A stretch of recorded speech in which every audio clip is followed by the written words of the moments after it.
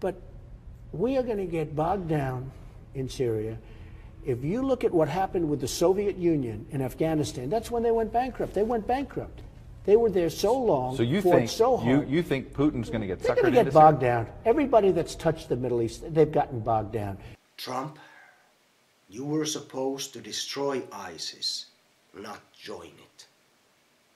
The Islamists make a false flag chemical attack, blame it on their enemies, and again, like a fucking moron, like ISIS's bitch, America goes and destroys ISIS and the Islamists' enemies. Again. Like, is there how many people who still believe this shit? How many? Like, how can anyone be that fucking stupid at this fucking point? Like, I don't believe Trump is that stupid that he actually believes this false flag attack. I don't believe it. I think he's intentionally betraying us. This goes against everything Trump spoke about during the election. Everything. He's betraying us. It's the exact polar opposite of his, what he said during the election and before. It's unbelievable, this betrayal. It's unbelievable. Like,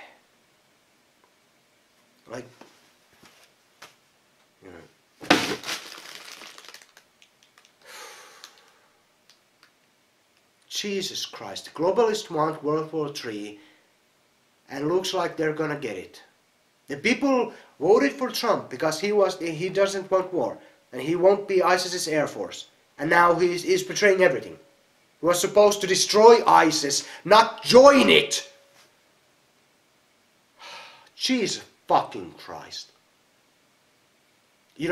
The only thing we can do is spread all the evidence that it was a false flag attack.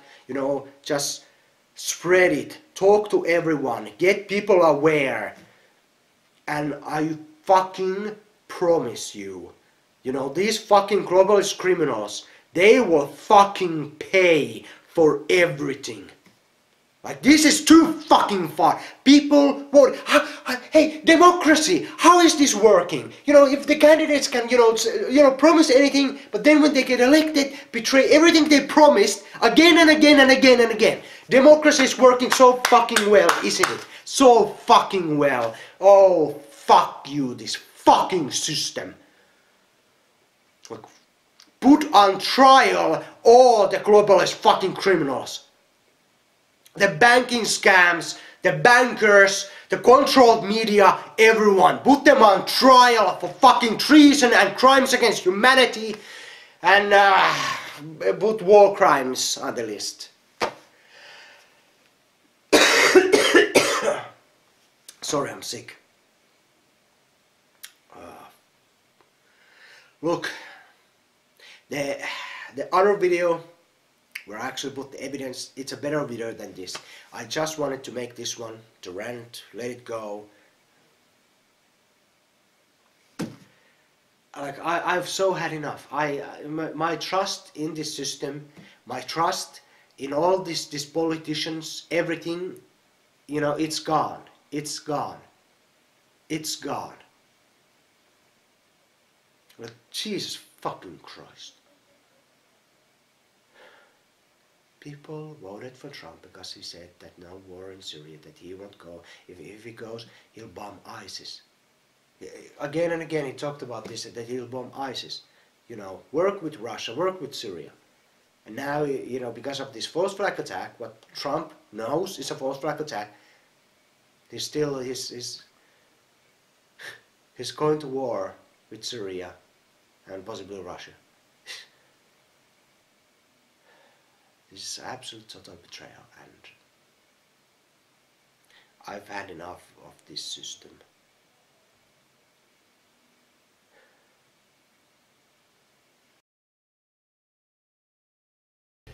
But we are going to get bogged down in Syria. If you look at what happened with the Soviet Union in Afghanistan, that's when they went bankrupt. They went bankrupt. They were there so long, so you fought think, so hard. You think Putin's going to get They're suckered going to into get bogged down. Everybody that's touched the Middle East, they've gotten bogged down. Now, Putin wants to go in. Putin does not want ISIS. I know they haven't hit him as hard as they should be hitting him because they're hitting Assad. They're hitting people we've trained. Excuse me. They're hitting people. We're talking about people that we don't even know. Right. The rebel group, we have no idea. I was talking to a general 2 days ago. He said, we have no idea who these people are. We're training people. We don't know who they are. We're giving them billions of dollars to fight Assad. And you know what? It's very possible. I'm not saying Assad's a good guy because he's probably a bad guy. But I've watched him interviewed many times. And you can make the case, if you look at Libya, look what we did there. Mm-hmm. It's a mess. If you look at Saddam Hussein with Iraq, look what we did there. It's a mess. It's going to be the same thing. Do you think the Middle East would be better today if Gaddafi, Saddam, and Assad were sort of, if Saddam and Gaddafi were still there and Assad were stronger? Do you think the Middle East would be safer? It's not even a contest, Jack. It's not even a contest. Iraq is a disaster. And so it'd be better off if Saddam were in charge. Don't forget, ISIS came out of Iraq. Right. It was like the leftovers that didn't get taken care of. Let me button this up. If Saddam and Gaddafi, do you think things would be more stable? Of course it would be. You wouldn't have had your Benghazi situation, which is one thing, which was just a terrible situation. But of course it would. Libya is not even, nobody even knows what's going on over there. It's not even a country anymore. So you welcome Putin's involvement? I like that Putin is bombing the hell out of ISIS, and it's going to be ISIS. I'll tell you why. Putin has to get rid of ISIS because Putin doesn't want ISIS coming into Russia. Why do you trust him and nobody else does? I don't trust him. I don't trust him at all. Other than we both got very good ratings the other night on 60 Minutes because it was with me and Putin. Can you believe this of all things? There you go. Right? So I don't know. Did I get the ratings or did he? But the truth is, it's not a question of trust. I don't want to see the United States. We've spent $2 trillion in Iraq, probably $1 trillion in Afghanistan. We're in there. We're destroying our country. We owe $19 trillion. We're bogged down. Russia was bogged down in Afghanistan, meaning the Soviet Union. It broke up the Soviet Union. They're going to get bogged down. You watch. As sure as you're sitting there, and I'm the one that said don't do. So you would Chuck, retreat. I said don't do Iraq. You would pull out of what we're doing in Syria. No, I'd right sit back and this is not usually me talking, okay? Because I'm very proactive, right, as you probably know. I know. But I would sit back and let's see what's going on. Here's the problem to what you're saying in Syria. Mm-hmm. We are fighting Assad, and we're fighting for people and helping people that we don't even know who they are. And they may be worse than Assad. They may be worse, okay? They may be worse. And if Assad never happened, if you didn't have a problem in Syria, you wouldn't have the migration. You wouldn't be talking about all of these countries with what's going on in Europe, and now they're talking about taking 200,000 people that we don't even know who they are and bringing them to the United States. The whole thing is ridiculous. So I'm not justifying Putin, but you watch. He'll get bogged down there. He'll be there. He'll spend a fortune. He'll be begging to get out.